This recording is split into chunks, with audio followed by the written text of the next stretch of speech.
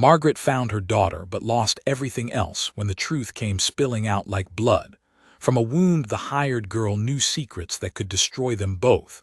But in a world where women had nothing, sometimes the most dangerous thing was hope.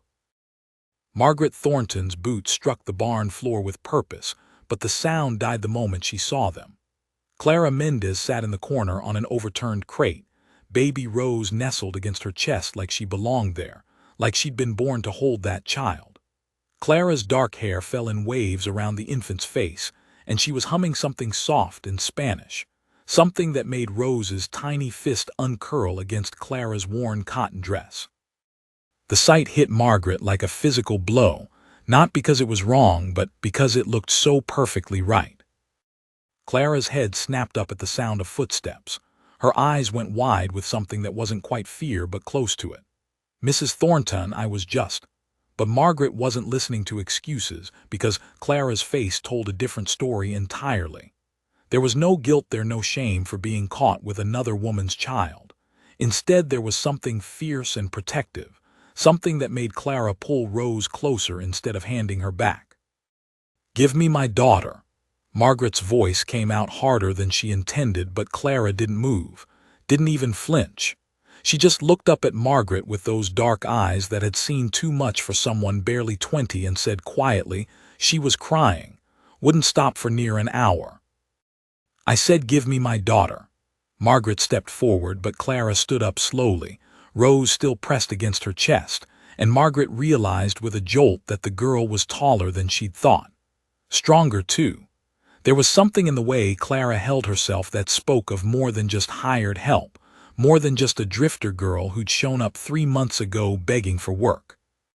"She knows me," Clara said simply, and the words hung in the air between them like smoke. "Feel how calm she is now." Margaret wanted to argue, but Rose was calm, calmer than she'd been in weeks. The baby who screamed through the night and fussed through the day was lying peaceful in Clara's arms, small fingers wrapped around a strand of the girl's dark hair. Margaret felt something twist in her chest, something that might have been jealousy or might have been relief.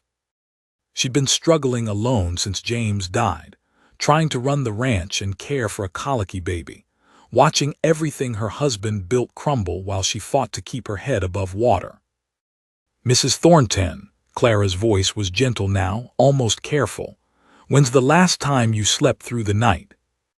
The question caught Margaret off guard. She couldn't remember the last time she'd slept more than an hour without Rose waking up screaming. Couldn't remember the last time she'd sat down to a full meal or brushed her hair properly or looked in the mirror without seeing a stranger staring back.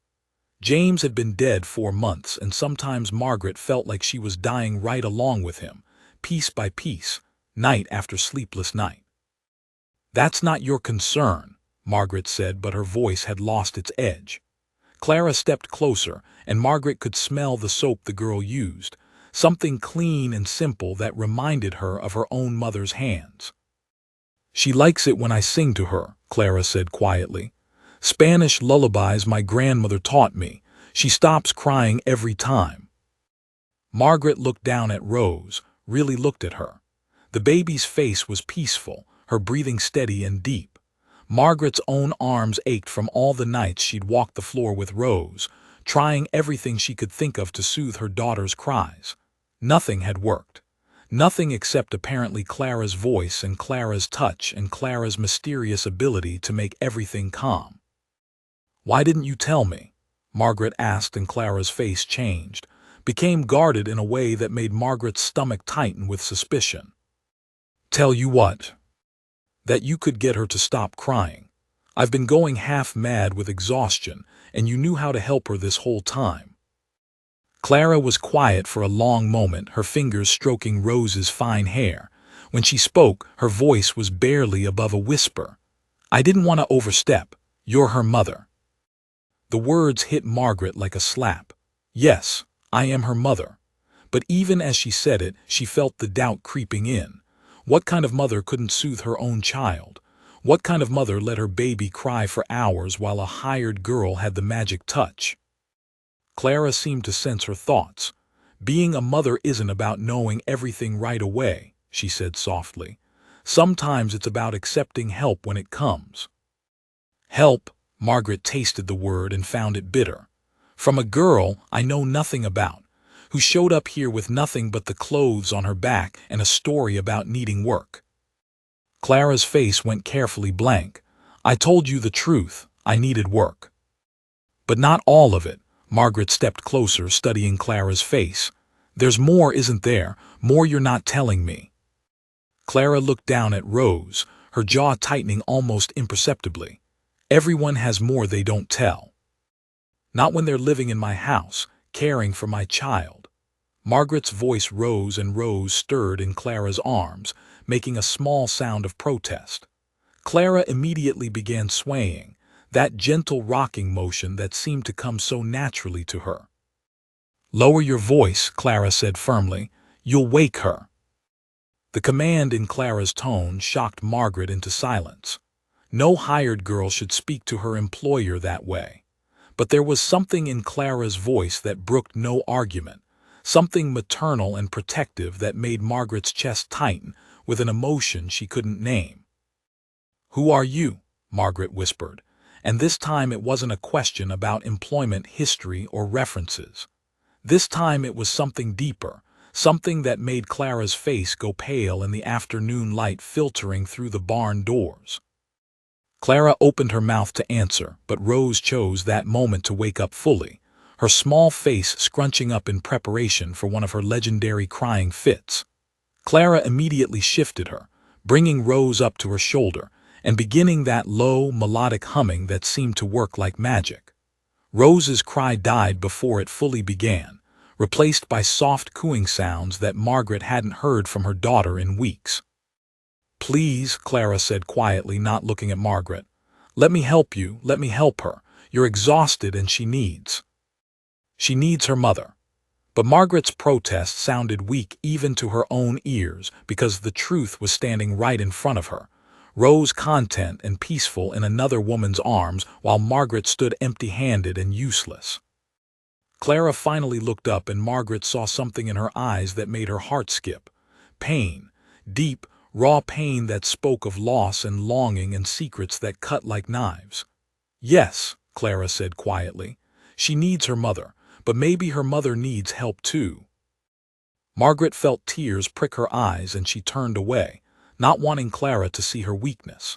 Through the barn door she could see the ranch house where she'd lived with James, where they'd planned their future and dreamed of the children they'd raise.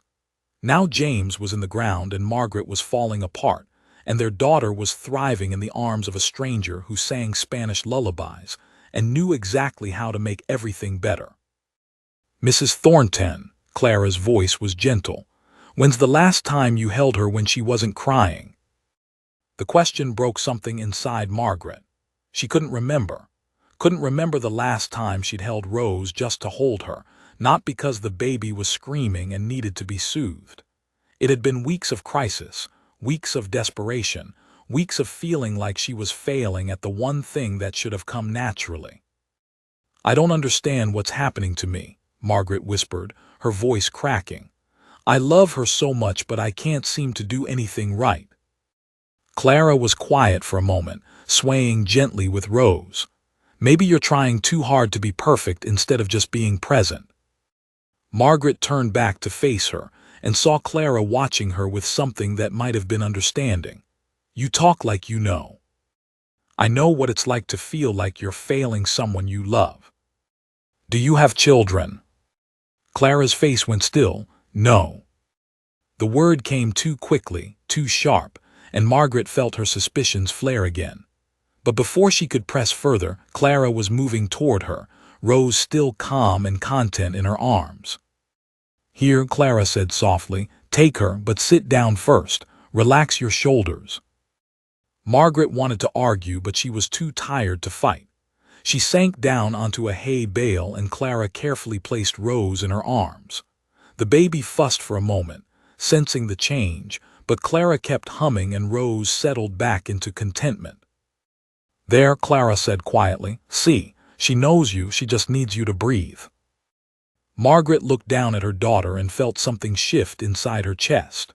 Rose's tiny hand found Margaret's finger and gripped it with surprising strength, her dark eyes looking up at her mother with perfect trust. For the first time in weeks, Margaret felt like she might actually know what she was doing. "Thank you," she whispered, and Clara smiled for the first time since Margaret had walked into the barn. "You're a good mother, Mrs. Thornton. You just needed to remember how to let yourself be one." Margaret looked up at Clara and saw something in the girl's face that made her breath catch. Love. Pure, uncomplicated love for Rose, but also something else. Something sad and wistful and desperate. Margaret opened her mouth to ask the question that was burning in her throat, but Clara was already stepping back, putting distance between them. "I should get back to my chores," Clara said, but she didn't move toward the barn door. Instead, she stood there watching Margaret hold Rose, her hands clenched at her sides like she was holding herself back from reaching out. "Clara," Margaret said softly, and the girl's head snapped up like she'd been caught doing something wrong. "Stay." Clara's hands trembled as she reached for the baby, but Margaret saw the hunger in her eyes first. The way Clara looked at Rose wasn't just affection, it was need raw and desperate, like a woman dying of thirst who'd found water. Margaret pulled Rose closer to her chest, and Clara's face crumpled for just a moment before she caught herself. "I should go," Clara whispered, but she didn't move. Her feet seemed rooted to the barn floor, her eyes fixed on Rose's sleeping face with an intensity that made Margaret's skin prickle with unease. "You said you don't have children." Margaret's voice was carefully neutral, but Clara flinched like she'd been struck. "I don't. But you want them." Clara's jaw tightened. "Wanting and having are different things, Mrs. Thornton." Margaret studied Clara's face, noting the way the girl's hands kept clenching and unclenching at her sides, the way her breathing had gone shallow and quick. "Clara, how old are you?" 22. "And you've never been married?" "No, ma'am." "But you've been around babies before. You know too much about them for someone who's never had children." Clara's face went carefully blank. "I helped raise my sisters." It was a lie. Margaret was certain of it. The way Clara held Rose, the instinctive way she knew exactly what the baby needed, the desperate hunger in her eyes, none of it spoke of an older sister's experience. It spoke of something deeper, something more primal and painful. "Clara," Margaret said softly, and the girl's head jerked up like she'd been lost in thought.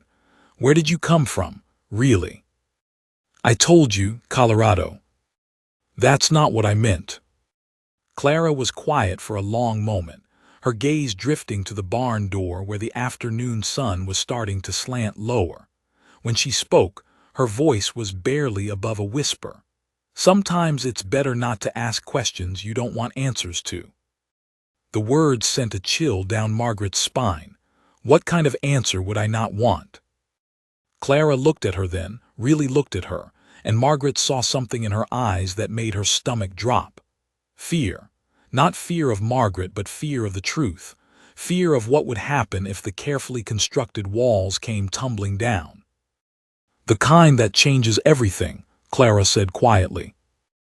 Margaret felt Rose shift in her arms and looked down to see her daughter's eyes opening, focusing on Clara with the kind of recognition that should have taken weeks to develop. Rose made a small sound, not quite a cry but not contentment either, and reached one tiny hand toward Clara.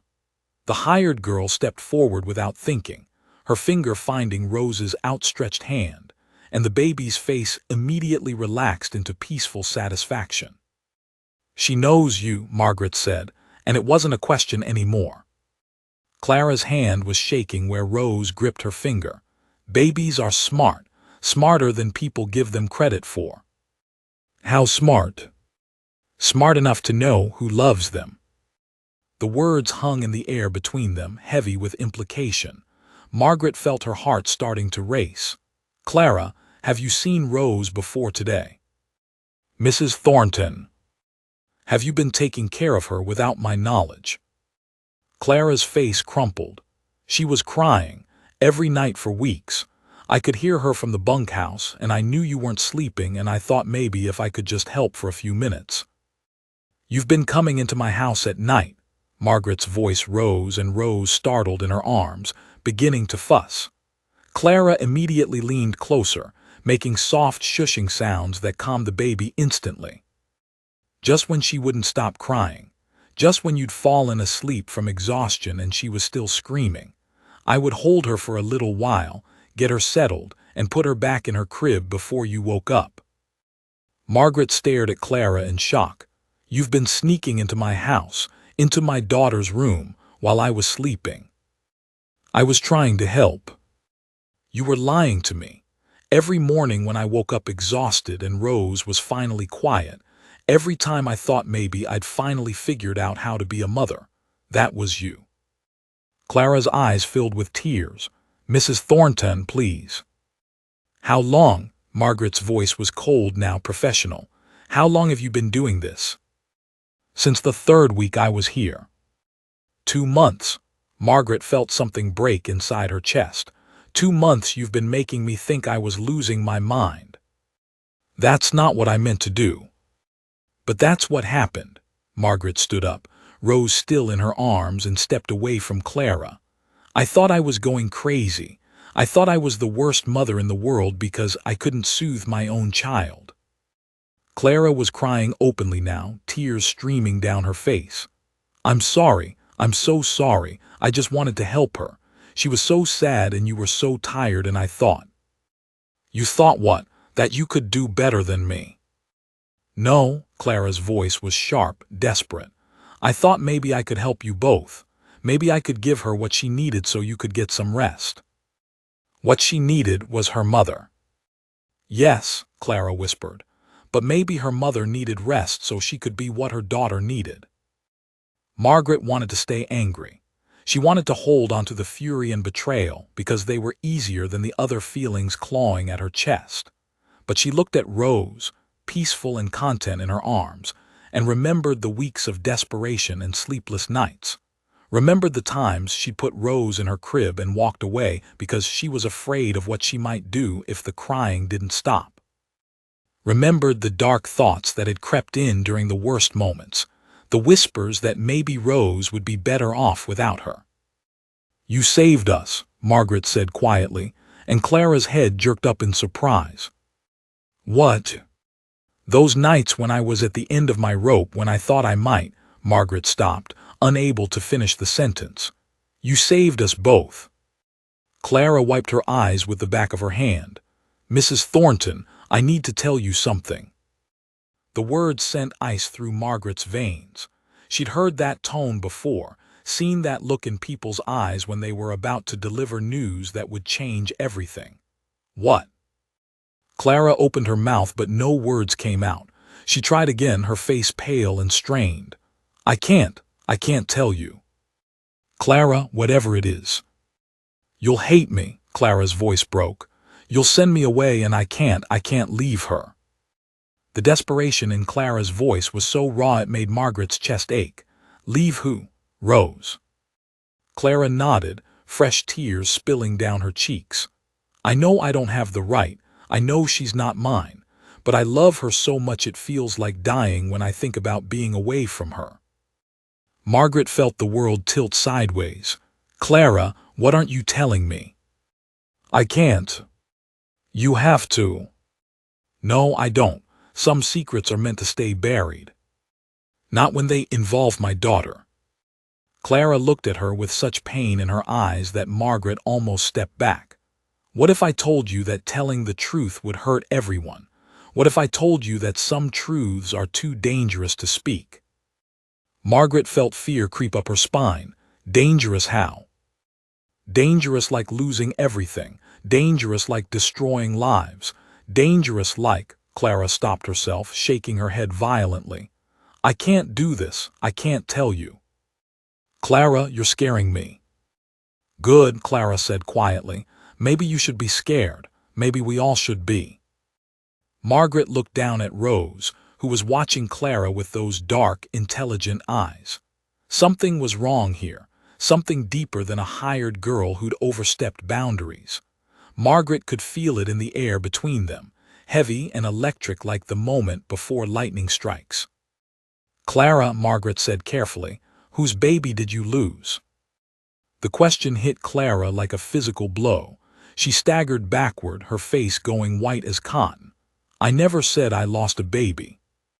"You didn't have to. It's written all over you. The way you hold Rose, the way you know exactly what she needs, the way you look at her like she might disappear, that's not sisterly experience.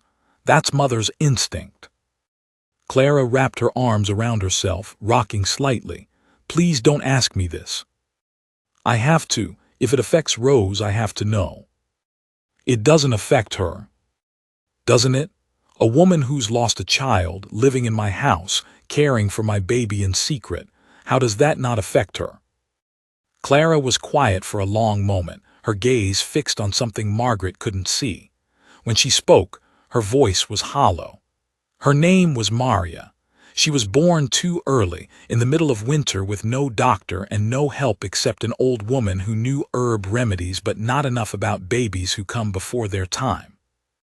Margaret's heart clenched. "Clara, I'm so sorry." She lived for 6 days. 6 days of trying to get her to breathe properly, to take milk, to just hold on long enough for spring to come and maybe find real help. But winter was too hard and she was too small and I was too young to know what I was doing.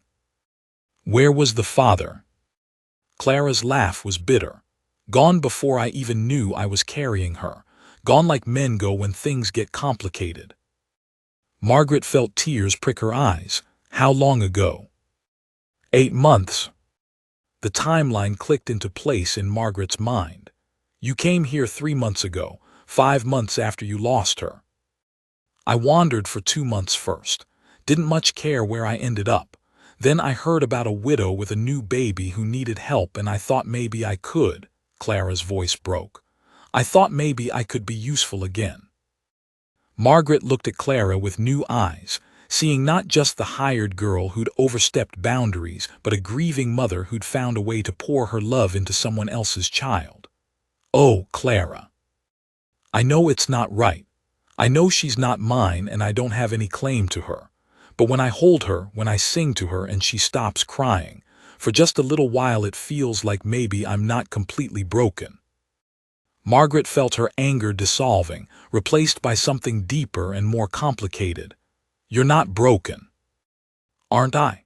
What kind of woman loses her baby and then sneaks into another woman's house to steal moments with her child? A woman who's grieving, a woman who's trying to heal. Clara shook her head. There's no healing from this. There's just learning to live with the hole where your heart used to be. Margaret looked down at Rose, who had fallen asleep in her arms, and felt the weight of everything Clara had told her. Is that why you really came here? To be near a baby? I came here to work, to have a place to stay and something to do with my hands so I wouldn't think about. Clara stopped, swallowing hard. But yes, when I heard about Rose, I thought maybe being near a baby would help. I didn't expect to love her so much. And you didn't expect her to love you back. Clara's face crumpled. She doesn't love me, she's a baby. She doesn't know the difference. Doesn't she? Margaret looked at her sleeping daughter, remembering how Rose had reached for Clara, how she'd calmed at the sound of her voice. Babies know more than we think they do. They know who makes them feel safe. Mrs. Thornton, what happens now? Clara's voice was small, frightened. Are you going to send me away? Margaret was quiet for a long moment, weighing everything she'd learned against everything she'd felt over the past few months. Clara had lied to her, snuck into her house, cared for her child without permission. But she'd also saved Margaret from drowning in her own exhaustion and despair. She'd loved Rose when Margaret had been too tired to remember how. I don't know, Margaret said honestly. I need time to think. Clara nodded, wiping her eyes. I understand, I'll pack my things. I didn't say that. Clara looked up hopefully. You didn't. I said I need time to think. That means you stay put until I figure this out. Mrs. Thornton. Margaret, my name is Margaret. Clara blinked in surprise. Margaret. Good, now help me get Rose back to the house. It's getting dark and she'll be hungry soon. Clara stepped forward eagerly, her hands reaching for the baby before she caught herself. May I? Margaret looked at Clara's face, saw the love and longing there, and made a decision that felt both terrifying and inevitable. Yes, you may. Margaret woke to silence. Pure, unbroken silence that should have been a relief, but instead sent panic shooting through her veins like ice water. Rose never slept through the night. Never. Margaret bolted upright in bed, her heart hammering against her ribs as she strained to hear something, anything, from the nursery down the hall. Nothing. Just the whisper of wind through the eaves and the distant lowing of cattle in the far pasture. She threw off her blankets and padded barefoot across the cold wooden floor, her nightgown tangling around her legs in her haste. The nursery door stood slightly ajar, just as she'd left it, but when she pushed it open her breath caught in her throat. Rose's crib was empty. The quilts lay smooth and undisturbed, as if no baby had ever slept there at all. Margaret's mind went blank with terror. She spun toward the window, expecting to see it forced open, expecting signs of struggle or theft, but the glass was intact and the latch secure. She ran to the main room, calling Clara's name, but got no answer except the echo of her own voice bouncing off the walls. The hired girl's boots were gone from beside the door, her coat missing from its peg. Clara, Margaret's voice cracked as she yanked open the front door and stumbled onto the porch. The morning air bit at her skin through the thin cotton nightgown, but she barely felt it. Clara, where are you? Movement in the barn caught her eye, and she ran across the yard without thinking, her bare feet finding every stone and stick in the dirt. She burst through the barn doors and stopped short. Clara sat in the same corner where Margaret had found her yesterday, Rose cradled against her chest, both of them peaceful in the golden morning light streaming through the gaps in the boards. Thank God, Margaret breathed, sagging against the doorframe. I thought when I couldn't find her. Clara looked up with startled eyes. Mrs. Thornton, I'm sorry. She was crying and you were sleeping so soundly, and I thought just for a few minutes. How long have you been out here? Since about 4 this morning. Margaret looked at Rose, noting the contentment in her daughter's face, the way her tiny hand curled around Clara's finger. She's been quiet this whole time. She fussed for a little while, but then she settled. I think she likes the smell of the hay and the sound of the horses moving around. It's peaceful out here.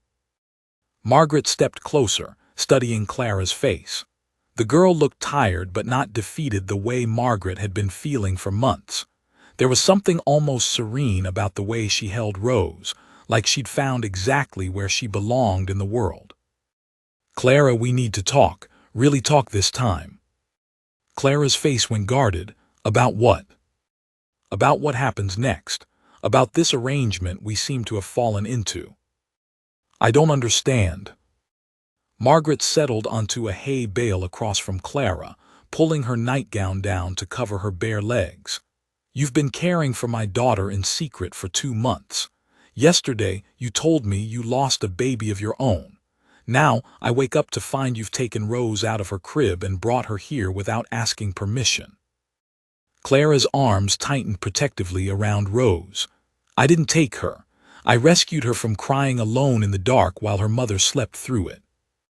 The words stung, but Margaret forced herself to consider them. Had she been sleeping through Rose's cries? Had exhaustion made her so deaf to her own daughter's needs that Clara had to step in night after night? I've been tired, Margaret said quietly. You've been more than tired. You've been drowning. And you've been throwing me a rope without telling me. Clara was quiet for a moment, her gaze dropping to Rose's sleeping face. Maybe I should have told you sooner. Maybe you should have, but maybe I should have asked for help sooner too. Clara looked up in surprise. You're not angry. Margaret considered the question. Was she angry? She'd been furious yesterday when she first learned the truth, but now in the morning light with Rose peaceful and content, anger seemed like a luxury she couldn't afford. I'm confused. I'm scared. but I don't think I'm angry anymore." "Scared of what?" Margaret took a deep breath. "Scared that my daughter needs you more than she needs me." The words hung in the air between them like a confession. Clara's face softened and she shifted Rose slightly, making room on the hay bale beside her. "Come here." Margaret hesitated, then moved to sit next to Clara, close enough to smell the soap in the girl's hair and feel the warmth radiating from her body. Clara carefully transferred Rose to Margaret's arms, and the baby stirred for a moment before settling against her mother's chest with a soft sigh. "Look at her," Clara said quietly. "Look how she relaxes when you hold her. She knows you're her mother. She feels safe with you." Margaret looked down at Rose and felt that familiar tightness in her chest loosen slightly. "Then, why does she cry so much when it's just us?" "Because you're afraid. Babies feel everything you feel. When you're tense, she's tense. When you're scared you're doing something wrong, she gets scared too." "How do you know all this?" Clara was quiet for a moment. "I told you about Maria. What I didn't tell you was that for the 6 days she lived, she hardly ever cried. Even when she was struggling to breathe, even when she was hungry and I had no milk to give her, she was peaceful, like she knew I was doing everything I could and that was enough." Margaret felt tears prick her eyes. That must have made losing her even harder. "In some ways, but it also taught me that babies don't need perfect mothers. They just need mothers who love them enough to keep trying." "And you think I love Rose enough?" Clara turned to look at her directly. "Margaret, you love that baby so much it's eating you alive. The problem isn't that you don't love her enough.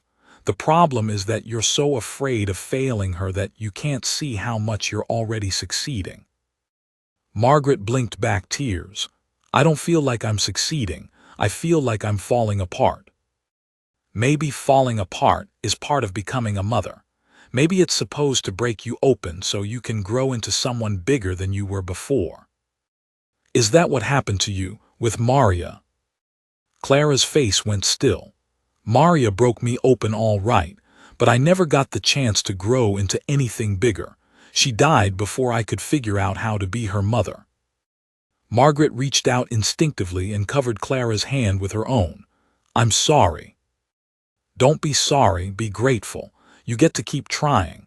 You get to figure it out as you go. You get to watch her grow up and become whoever she's meant to be." Margaret looked down at Rose, who was beginning to stir in her arms. "Clara, what if I asked you to stay, not as hired help but as—" She paused, not sure how to finish the sentence. "As what?" "I don't know. Family, maybe. Someone who helps me raise her. Someone who loves her almost as much as I do." Clara went very still. "You can't mean that." "Why can't I?" "Because I'm nobody. I'm a drifter with no money and no prospects, and a past I can't talk about. You're also the person who saved my sanity and possibly my life. You're the person my daughter reaches for when she needs comfort. You're the person who taught me that asking for help isn't the same thing as admitting failure." Clara was crying again, silent tears that tracked down her cheeks and dripped onto her worn dress. "Margaret, you don't understand. There are things about me, things I've done." "I don't care." "You should care." "Why? Because you're not perfect. Because you've made mistakes. Because you have secrets." Margaret shifted Rose to one arm and used her free hand to turn Clara's face toward her. "Everyone has secrets, Clara. Everyone has things they wish they could change. That doesn't make you unworthy of love or family or a place to belong." "What if my secrets could hurt you, hurt Rose?" "Could they?" Clara was quiet for a long moment. "I don't think so, but I can't be sure." "Then we'll figure it out together. Whatever it is, we'll face it together." Clara looked at her with something like wonder. "You really mean that?" "I really do." Rose chose that moment to wake fully, her dark eyes opening to focus on Clara's face. She made a soft cooing sound and reached one tiny hand toward Clara, who immediately offered her finger for Rose to grasp. "She wants you to hold her," Margaret said softly. Are you sure? Margaret carefully transferred Rose back to Clara's arms, watching as her daughter immediately relaxed into contentment. I'm sure. Clara held Rose close, pressing her face against the baby's soft hair. I never thought I'd get to feel this again, she whispered. I never thought I'd get to love a baby without it destroying me. Maybe that's the difference, Margaret said quietly. Maybe this time you get to love her without losing her. Clara looked up with hope and terror warring in her eyes. What if something happens? What if someone comes looking for me and brings trouble to your door? Margaret felt a chill run down her spine. Is someone looking for you? I don't know, maybe. Probably not, but maybe. Clara, what did you do? Clara shook her head. It's not what I did, it's what was done to me, and what I had to do to get away from it. Margaret wanted to press for details, but something in Clara's face warned her off. Instead, she reached out and covered Clara's hand again. Whatever it was, you're safe here. We're all safe here. Are we? We will be, I promise. Clara looked down at Rose, who was drifting back toward sleep in her arms. She's so beautiful, so perfect. She is, and she's lucky to have you love her. I'm the lucky one. Margaret watched Clara cradle her daughter and felt something shift inside her chest, something that felt like hope and terror and love all tangled together. She was making a choice that could change everything, opening her home and her heart to a woman she barely knew. But as she watched Clara hum softly to Rose, as she saw the peace on both their faces, Margaret knew it was the right choice. Clara, she said quietly, and the girl looked up. Welcome to the family. Clara's face crumpled and fresh tears spilled down her cheeks. Margaret, SHH, Margaret said, moving closer and wrapping her arms around both Clara and Rose. No more secrets between us. No more hiding. From now on, we're in this together. Clara nodded against Margaret's shoulder, her body shaking with silent sobs. Thank you, she whispered. Thank you for giving me a chance to be someone's family again.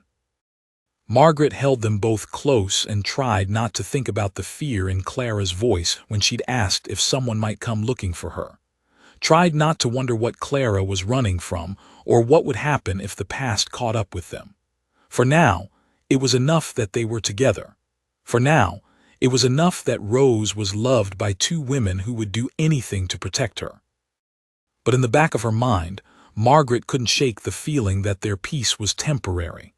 That somewhere out there, trouble was already heading their way.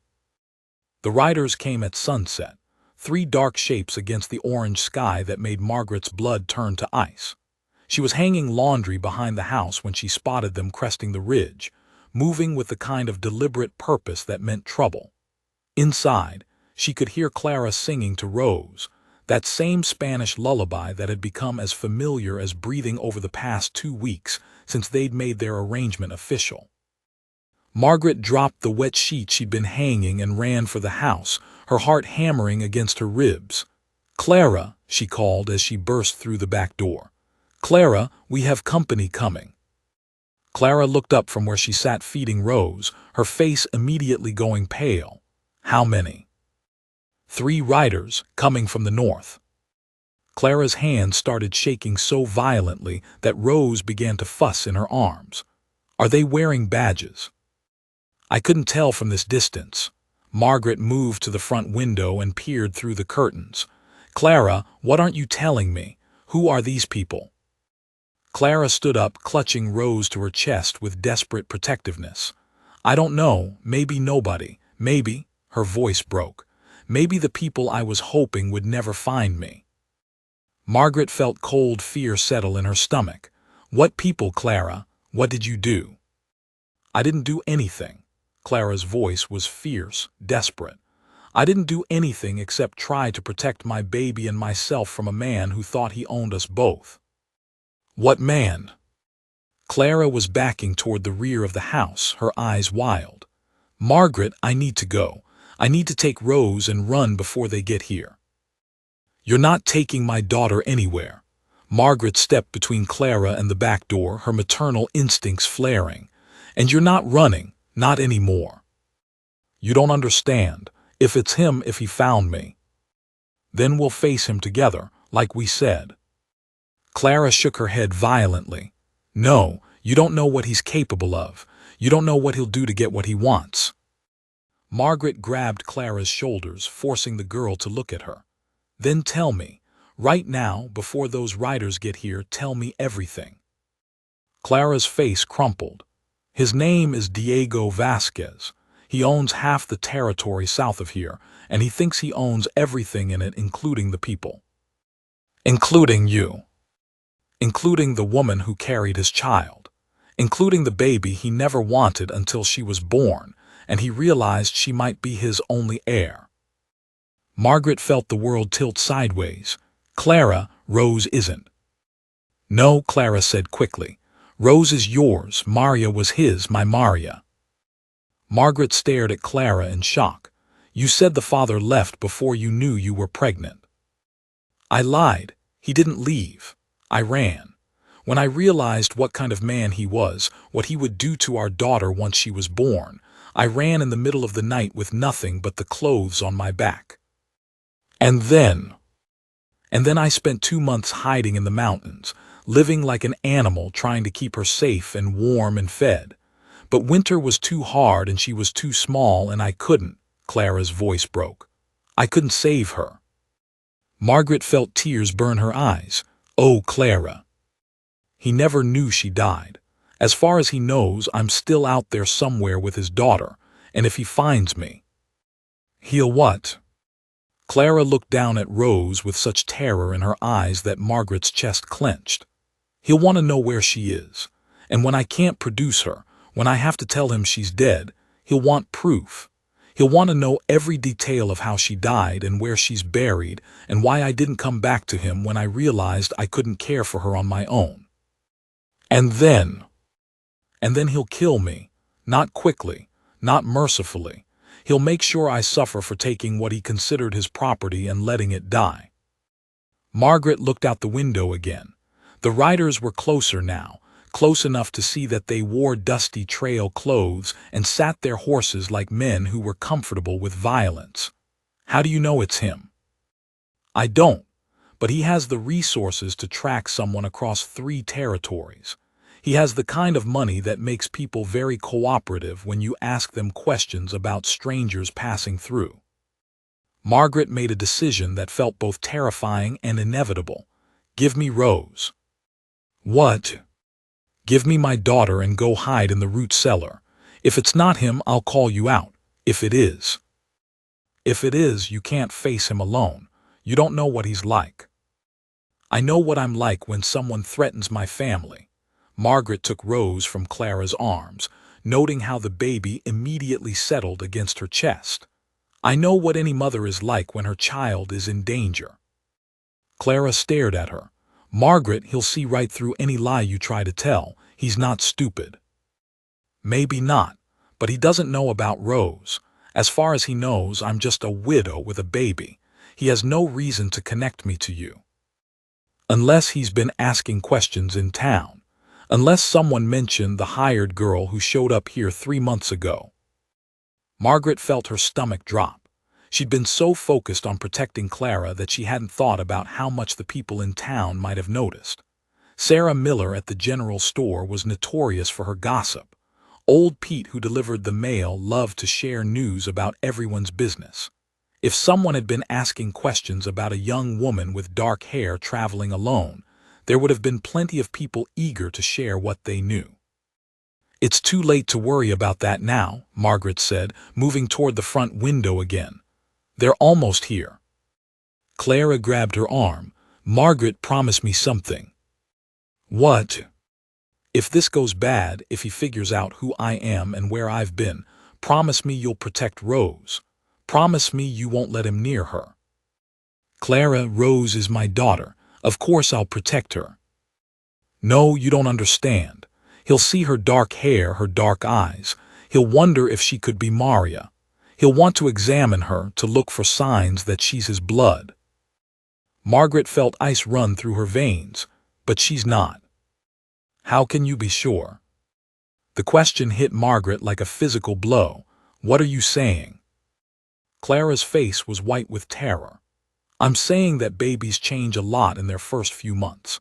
I'm saying that Rose has dark hair and dark eyes just like Maria did. I'm saying that if Diego Vasquez sees her, he might wonder if the baby who died in the mountains was someone else's child, and I kept his daughter and gave her to you. Margaret stared at Clara in horror. That's insane. Is it? Think about it from his perspective. A woman runs away with his child. Months later, that same woman is found caring for another baby with similar coloring. Wouldn't you have questions?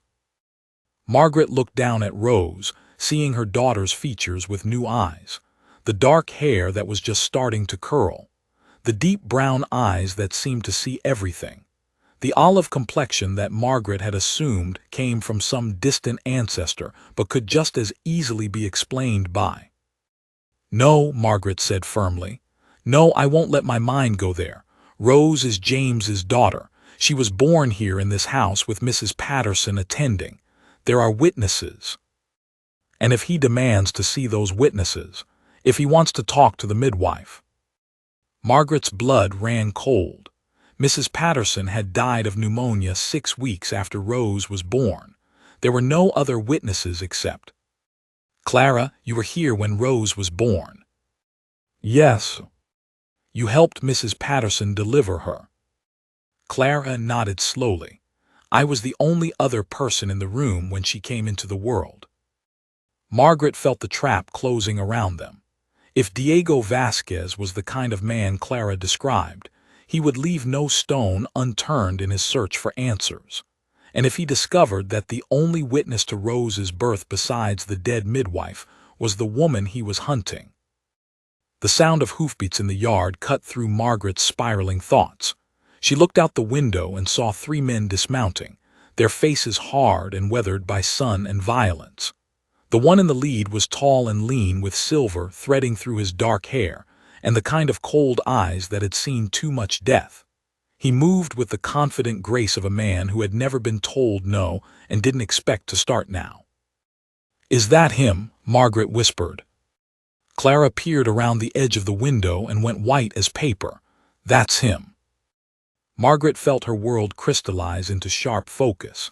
Everything she had built, everything she loved, was about to be tested by a man who saw people as property and children as possessions. But as she looked down at Rose sleeping peacefully in her arms, Margaret felt something fierce and primal rise up in her chest. This was her daughter. This was her family. And she would burn the world down before she let anyone take them away from her. Clara, she said quietly, go to the cellar now. Margaret. Go, and whatever you hear, whatever happens, don't come out until I call for you. Clara hesitated, then leaned forward to press a quick kiss to Rose's forehead. I love you both, she whispered. Remember that. Then she was gone, slipping through the back door like a ghost. Margaret heard the heavy wooden door of the root cellar creak open, and then slam shut, leaving her alone with Rose and 3 dangerous men who were already walking toward her front porch. Margaret straightened her shoulders, checked to make sure Rose was secure in her arms, and walked to the front door. She opened it before the men could knock, putting on her best widow's smile and praying that her voice wouldn't shake. Good evening, gentlemen. Can I help you? The man in the lead removed his hat, revealing a face that might have been handsome if not for the cruelty around his eyes. Mrs. Thornton, isn't it? I'm Diego Vasquez. I wonder if we might have a word. Margaret forced herself to meet Diego Vasquez's cold eyes without flinching. Of course, Mr. Vasquez, though I'm afraid I can't invite you in. The baby's been fussy today and I've just gotten her settled. Diego's gaze dropped to Rose with an intensity that made Margaret's skin crawl. His eyes lingered on her daughter's dark hair, the olive tint to her skin, the delicate features that could belong to any number of bloodlines. Beautiful child, he said softly. How old? 4 months. Margaret's voice was steady, but her heart was racing. She's been my whole world since my husband passed. I'm sorry for your loss. Diego's condolences sounded genuine, but his eyes never left Rose's face. Children are precious things, irreplaceable. I imagine you'd do anything to protect her. The words carried an undertone that made Margaret's blood run cold.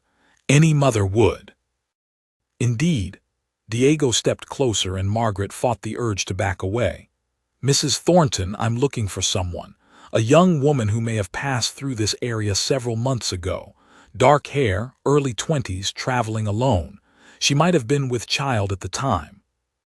Margaret kept her expression carefully neutral. I'm afraid I don't get many visitors out here, Mr. Vasquez. This isn't exactly on the main road to anywhere. No, but it's isolated, private, the kind of place someone might come if they were trying to avoid being found. Diego's smile was sharp as a blade. The kind of place where a woman might hide if she'd taken something that didn't belong to her. Rose stirred in Margaret's arms, making a soft sound that drew Diego's attention like a hawk spotting prey. He leaned forward slightly, studying the baby's face with an intensity that made Margaret want to run. She has strong features, he observed. Good bone structure. Spanish blood, perhaps. My husband had some Mexican heritage, Margaret lied smoothly, from his mother's side. Ah, Diego nodded, but his eyes remained skeptical. And this child was born here, at the ranch. Yes, right here in the bedroom. Mrs. Patterson from town attended the birth. Mrs. Patterson. Diego turned to one of his men, a scarred brute who looked like he enjoyed hurting people. Miguel, didn't we speak to someone in town about Mrs. Patterson? Miguel nodded grimly. Dead boss pneumonia about 3 months ago. Diego turned back to Margaret with renewed interest. How unfortunate. So there are no witnesses to verify your daughter's birth. Margaret felt the trap tightening around her. I hardly think I need witnesses to prove my own child's parentage, Mr. Vasquez. Of course not. Unless, of course, there was some question about whether she was actually your child. The words hung in the air like a threat. Margaret pulled Rose closer to her chest, her maternal instincts flaring.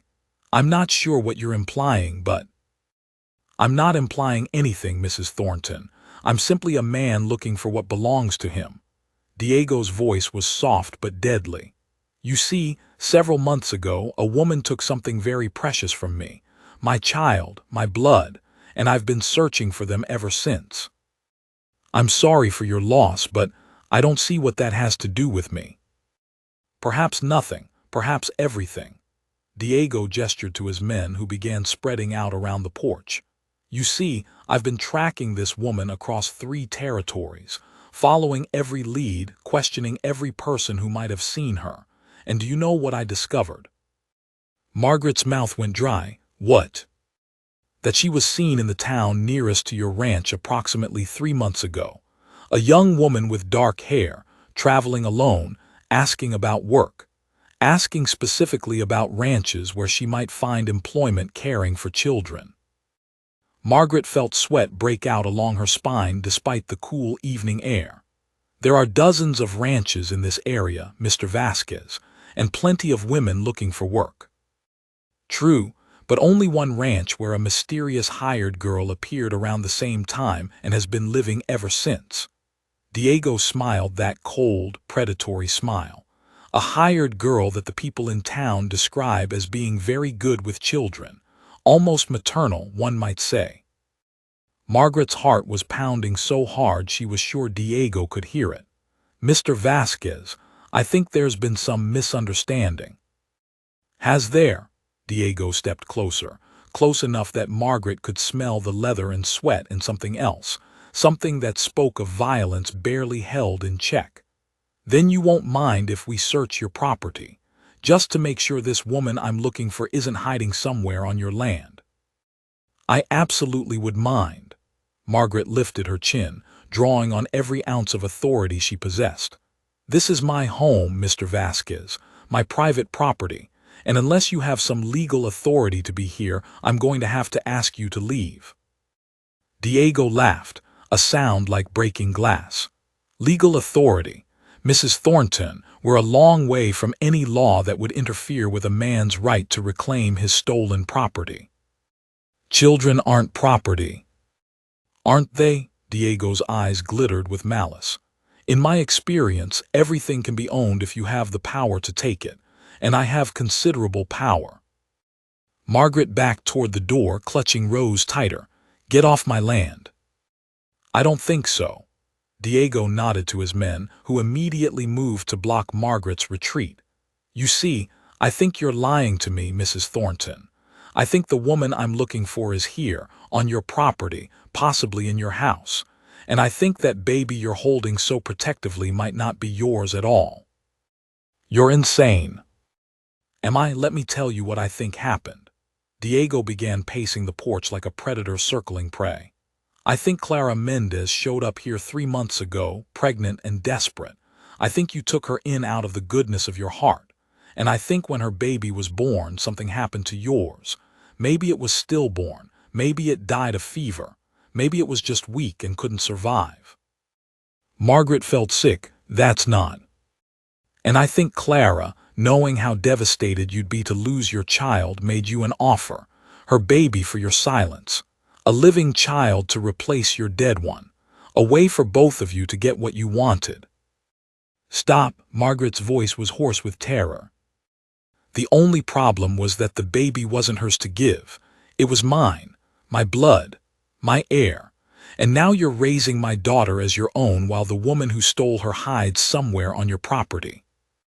Margaret shook her head violently. Rose is my daughter. She was born here. She's James's child. Prove it. The challenge hung in the air between them. Margaret stared at Diego, seeing the certainty in his eyes, the absolute conviction that he was right. And the terrible thing was, she could see how someone might believe his theory. The timing was right. Clara's expertise with babies, the way Rose responded to Clara's touch, the lack of witnesses to the birth except for a dead midwife and Clara herself. I don't have to prove anything to you, Margaret said finally. No, you don't, but you will. Diego smiled that predatory smile again. Miguel searched the house. Carlos checked the barn and outbuildings. If Clara Mendez is here, I want her found. The men moved to obey, but Margaret stepped into the doorway, blocking their path. You have no right. I have every right. Diego's voice went deadly quiet. That woman stole my child and let her die in the wilderness rather than bring her back to me. She cost me my only heir, my only chance at leaving something of myself behind in this world. And now I find her caring for another baby, living comfortably while my daughter rots in some unmarked grave. Margaret saw the madness in his eyes then, the grief and rage that had twisted into something dark and dangerous. This wasn't just about reclaiming stolen property. This was about a man who had lost everything and needed someone to pay for it.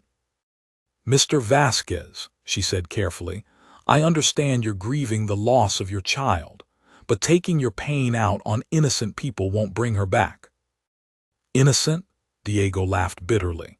Clara Mendez is many things, Mrs. Thornton, but innocent isn't one of them. She killed my daughter as surely as if she put a gun to her head. And if she's been hiding here, playing house with someone else's baby while mine lies dead, then she's going to pay for every moment of happiness she's stolen from me. Rose began to cry, startled by the raised voices and the tension in Margaret's body. Diego's attention immediately snapped to the baby, his eyes studying her face with renewed intensity. "SHH, sweetheart," Margaret murmured, swaying gently to calm Rose. "Everything's all right." But everything wasn't all right. Diego was watching the way Margaret soothed Rose, noting how naturally the baby settled against her mother's chest. Margaret could see him weighing possibilities, calculating odds, trying to determine if his theory about switched babies held water. "She's beautiful," Diego said softly, reaching out as if to touch Rose's face. Margaret immediately stepped back, her protective instincts flaring. "Don't touch her."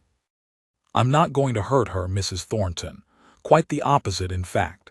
If she is who I think she is, she's the most precious thing in the world to me." Margaret felt terror like ice water in her veins. "She's not your daughter." "We'll see."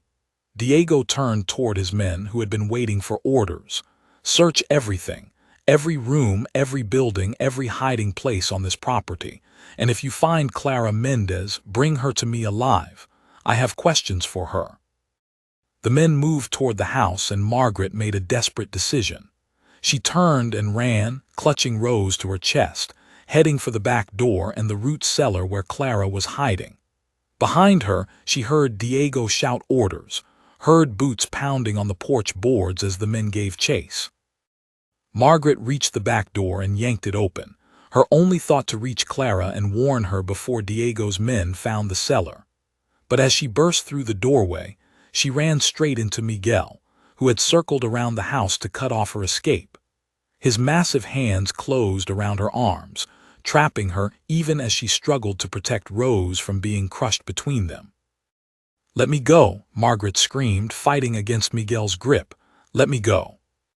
"Boss," Miguel called over his shoulder. "Got her." Diego appeared in the doorway, his face flushed with triumph. "Excellent. Now, Mrs. Thornton, why don't we have that honest conversation I mentioned?" Margaret clutched Rose desperately, her mind racing for some way out of this nightmare. Somewhere beneath their feet, Clara was hiding in the root cellar, probably hearing every word, probably dying inside as she listened to Margaret being captured. Margaret had promised to protect her family, but now it looked like she might have failed them all. "There's nothing to talk about," Margaret said, trying to keep her voice steady. "I've told you the truth." "Have you?" Diego stepped closer, his cold eyes studying Rose's sleeping face. "Then you won't mind if I examine the baby more closely, just to satisfy my curiosity." "Stay away from her." "I'm afraid that's not an option." Diego reached out again, and this time Margaret couldn't pull away, held fast by Miguel's iron grip. Diego's fingers traced the line of Rose's jaw, the curve of her ear, the texture of her dark hair. "She does have strong features," he murmured. "Very familiar features." Margaret felt sick with fear. "She looks like her father, like James." "Does she? Or does she look like someone else entirely?" Diego's eyes met Margaret's over Rose's head. "Someone with Spanish blood and dark eyes, and the kind of bone structure that breeds true generation after generation."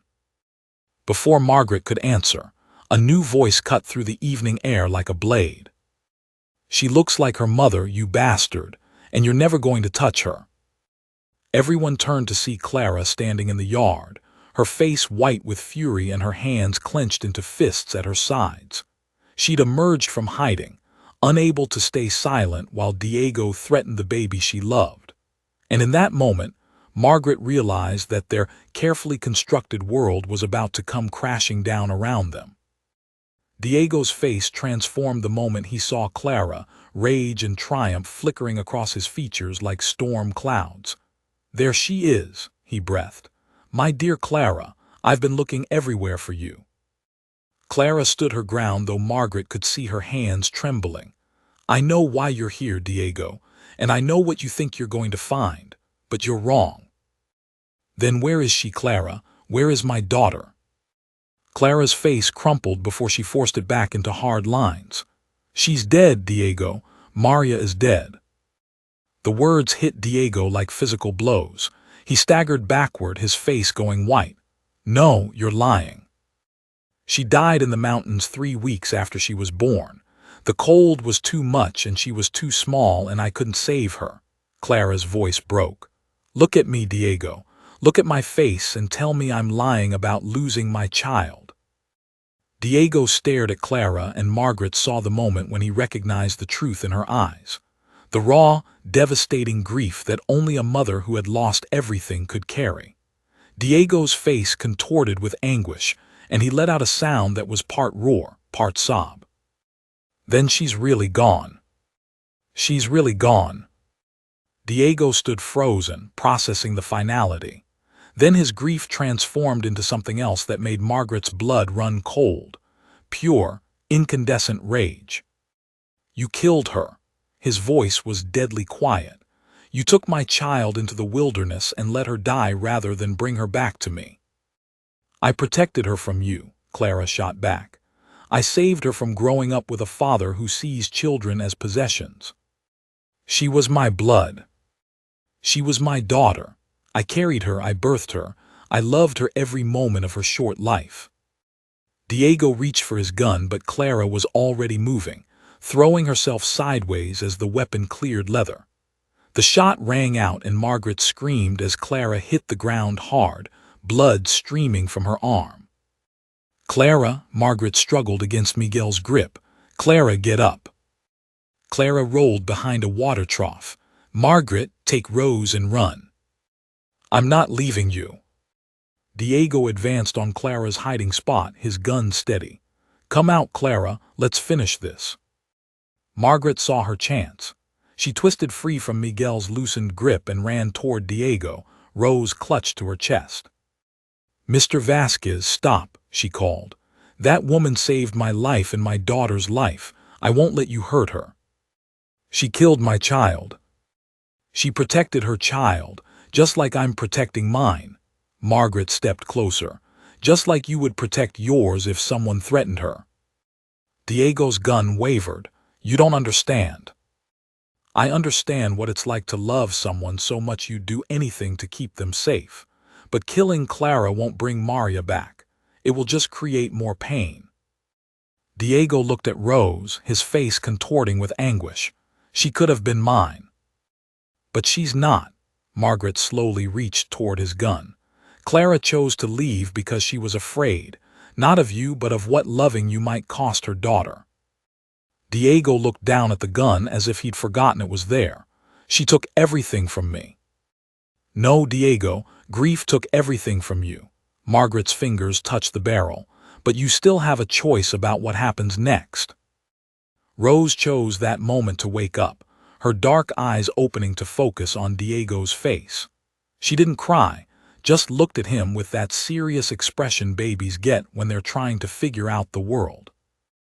Diego stared down at Rose and his face crumbled. "She looks like her, like Maria." "All babies look alike when they're sleeping," Margaret said gently. "But Rose is mine, Diego. She's not Maria and she never will be." Diego's gun hand dropped. "I know, I think I've known all along." Margaret slowly took the gun from his fingers. "Diego, it's over. Let it be over." Diego looked toward the water trough. "Clara, come out, please." Clara emerged slowly, her face wary. "What do you want, Diego?" "I want to know where she's buried." Clara's face softened. "There is no grave. The ground was frozen and I was too weak to dig. I wrapped her in my cloak and found a sheltered place under some rocks, but there's no marker, no stone." Diego made a sound like a wounded animal. "Nothing." "I can draw you a map. But Diego, it's just rocks and snow. There's nothing left of her there except my memories." Diego nodded, tears streaming down his face. "I'd like that map.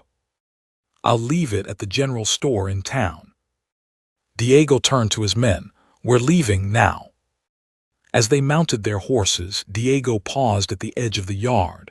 "Clara, thank you for loving her, for being her mother." Then he rode away, leaving them alone in the gathering darkness. They stood in silence, watching the riders disappear. Finally, Clara spoke. "It's over." "Yes," Margaret agreed, "it's over." Clara looked at her with tears in her eyes. "What happens now, now that you know everything?" "Now we go inside," Margaret said firmly. "Now we take care of that arm and put Rose to bed and figure out how to move forward as a family." "Margaret." "Clara, you faced down a man with a gun to protect my daughter. If that doesn't make you family, I don't know what does." They walked toward the house together, Clara's good arm around Margaret's shoulders, Rose sleeping peacefully between them. The stars were coming out overhead, bright and steady, and for the first time in months, the future felt like something worth believing in. Margaret pushed open the door to their house and guided Clara inside, Rose warm and safe between them. They were home. They were family. And tomorrow they would begin again.